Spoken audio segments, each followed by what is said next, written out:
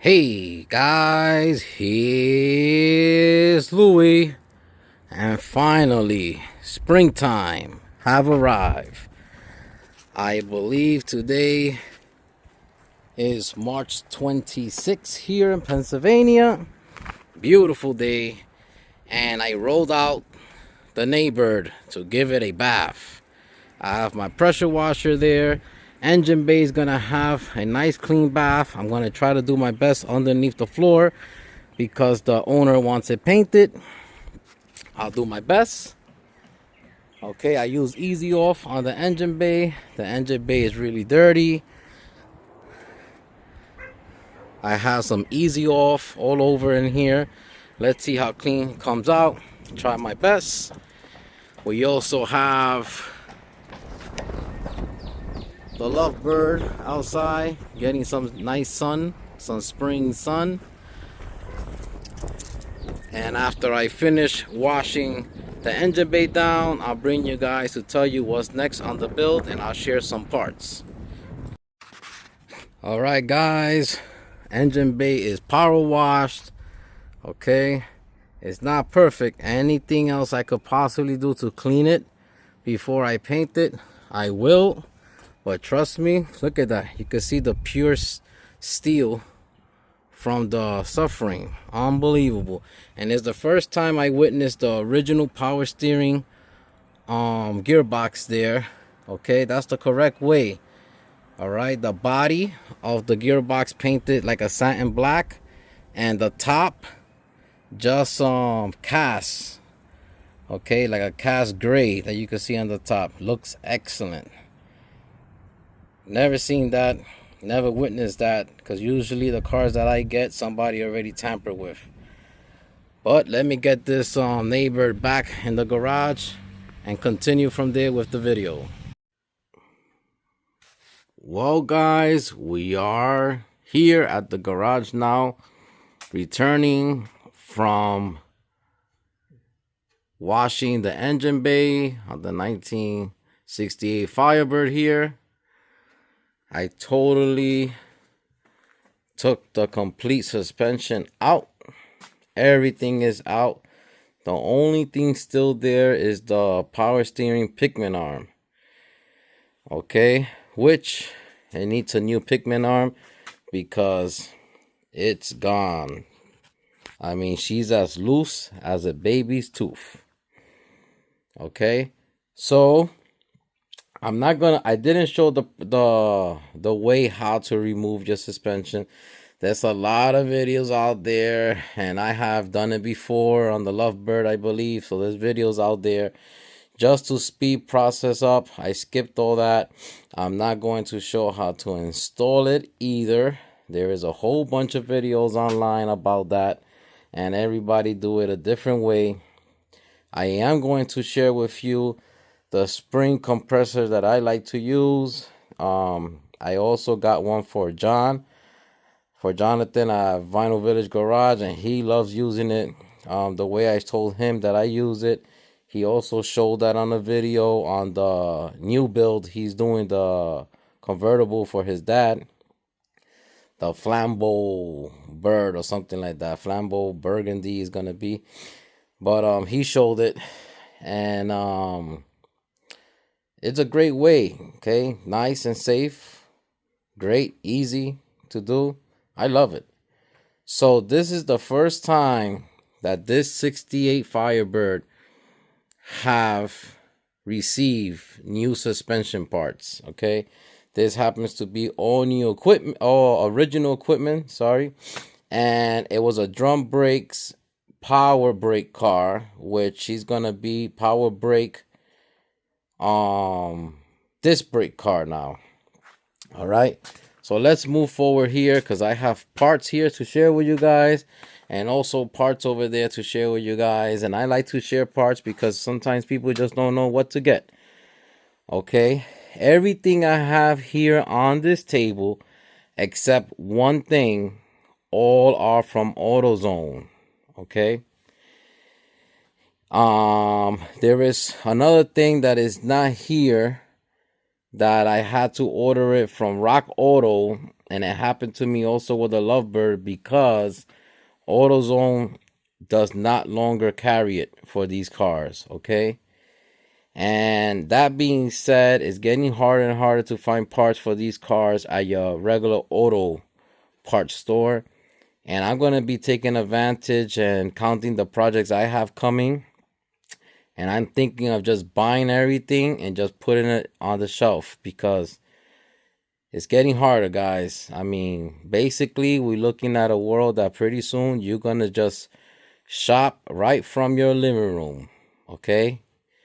Meaning everything will be ordered pretty soon, okay? It's the way life is going. So, let's start with the dangerous part here that everybody do not like, including myself, except once I start learning how to use this spring compressor. So this spring compressor, you can pick it up at AutoZone. There goes the part number, okay? I don't know how much they go for, but they're not so expensive and they are a lifesaver, okay? Basically, I do not use the bottom piece that floats up and down. I use the one that gets screwed with this big bolt here, okay? And I flip it the other way that the hooks are facing like this. I grab the second to last coil rings here, okay? You got to put the short arm on the lower side, and I mean on the higher side, and the lower and the longer arm on the short side, and you're gonna be pressing it from here and compressing the spring. Jonathan showed it on his video. If anything, I might do a short on it, a short video, but trust me, she's a lifesaver. It takes out the headache. It takes out the scare of changing coil spring away. These coil springs, also Jonathan shared with me because I was not able to get on AutoZone, but I'm going to explain something that I totally forgot myself. So they from Jegs, okay? Part number is 64993. 64993. They wasn't super expensive either, okay? From Jegs, was shipped to the house real quick. So you could use that for your first gen Firebird. The one he's building for his dad car does have AC, so it's gonna be sitting nice and strong, okay? Now, if you want to pick them up from AutoZone, which I have used these also in the past for my cars, okay? I totally forgot when I was doing the inventory for this car to tell the owner this. I forgot, and I actually went back to my books. I write all this stuff down, and I forgot that you could use a 1969 coil spring, okay, for AC cars. If you're gonna be building a convertible, even though you don't have AC, you have to use this kind of coil spring. You could get, this is the part number from AutoZone, okay? You could use the one that says with AC, because the convertibles happens to weigh a little more because of those cocktail shakers, the extra bracing that a convertible have. So you can pick them up from AutoZone, but if you're building a 68, let's say, you just have to say you have a 69 and you need to use it with AC. That's the part number. DLCS5276. And that's the price current right now. All right. Also, front shocks, also from AutoZone. KYB. That's the part number right there on that box. Okay. No, excuse me. That's not the part number. This is the part number right here. That's the part number you guys are going to be looking for your front shocks. Okay. Now, this is your adjustable sleeve for your inner and outer tie rods. You're going to need two. And there goes that part number, right? Let me see. Oh, trying to get a clean shot for you guys of the part number. It's right there, right up here. ES350S. Okay. Here are the lower ball joint. Okay, lower ball joints. And Ah, there you go. You can see the part number right there. See? And there goes the lower ball joint part number. Okay, lower ball joints. You're going to need 2. Upper ball joint. There goes the part number right there for your upper ball joint. You could pick them up at AutoZone. You're going to need 2. This one is your inner tie rod. There goes that part number. Okay, inner tie rod. You're going to need 2. Your outer tie rod. Okay, so it's the outer tie rod. You're going to need 2. There goes the part number. All right. Sway bar links from AutoZone. There goes the part number. Okay. Really nice. Also, AC Delco. Check that out. Okay. Your upper control arm bushings.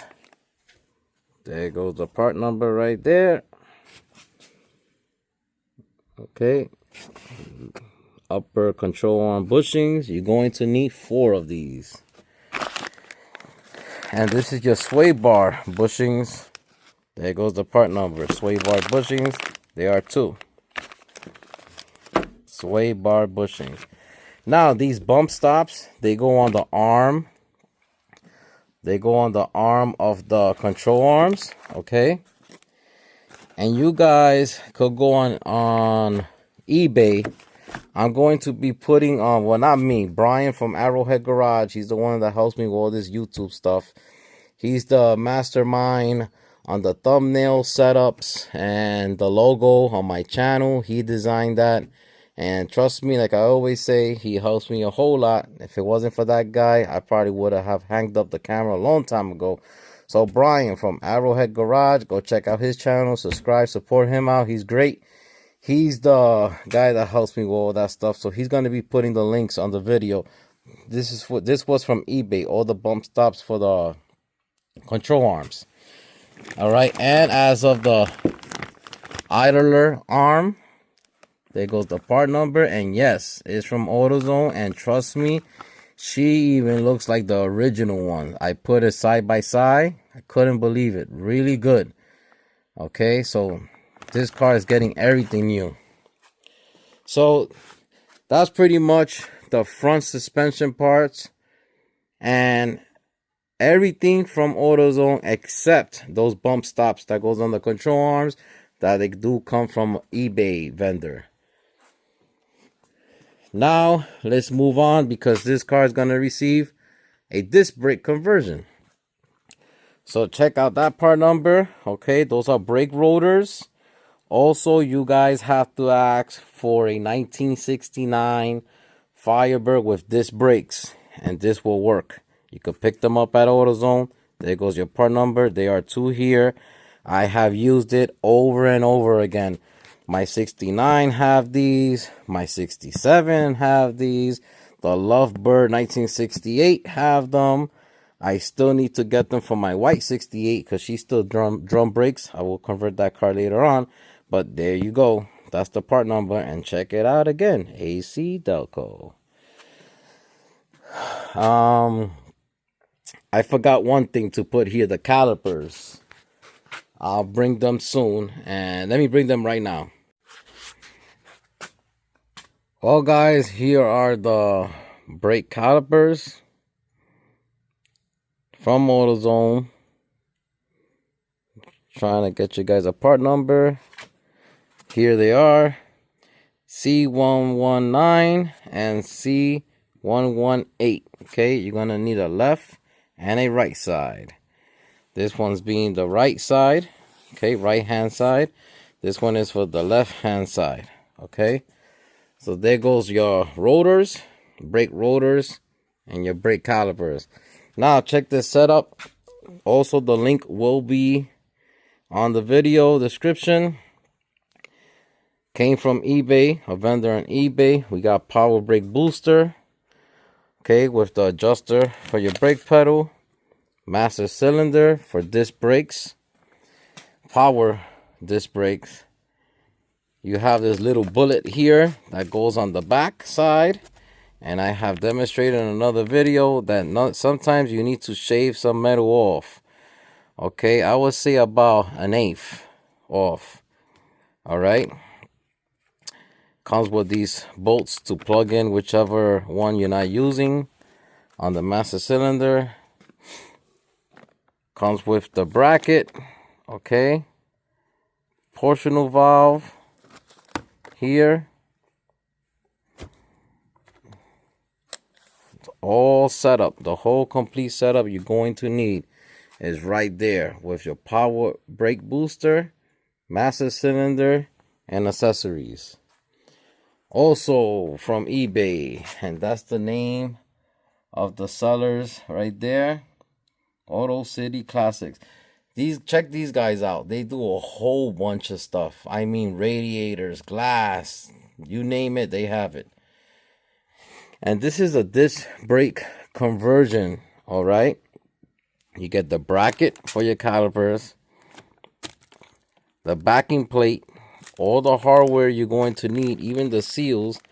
Okay, really nice setup here. Beautiful setup here. Okay, the only thing you're gonna need is bearings that I could see, and I have to check if I have bearings for this setup. I don't think I did get bearings. I'm gonna have to go back and check. Looks like we're gonna need some bearings, but check that out. Really nice setup here. And the spindle. This spindle is correct stock height, okay? And the stock height on a spindle, if you measure from here to here, is 5 inches and an eighth, okay? 5 inches and an eighth. If you measure from the inside, from here to here, okay? It comes with the spindles. You can't beat it. I believe it was like $200 this setup. And this is a plus because when you're changing from drum brakes to disc brakes, the bolts need to be longer, okay? There is a set of bolts that need to be longer. All right, and I believe it's these two that come through here.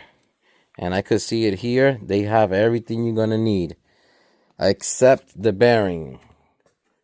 And I have to check once again if I have the bearings. I don't think the bearings was ordered for this car.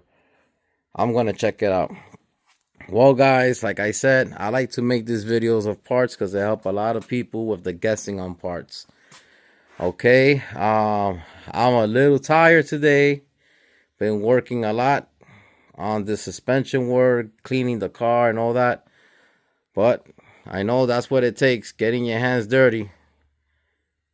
And like I always say, if you keep your hands dirty, your project will move forward. Take care now. The next time I bring you guys, the front subframe should be painted. And hopefully everything that you see here will be gone. And the new stuff will be on the bird. Take care now. Bye-bye.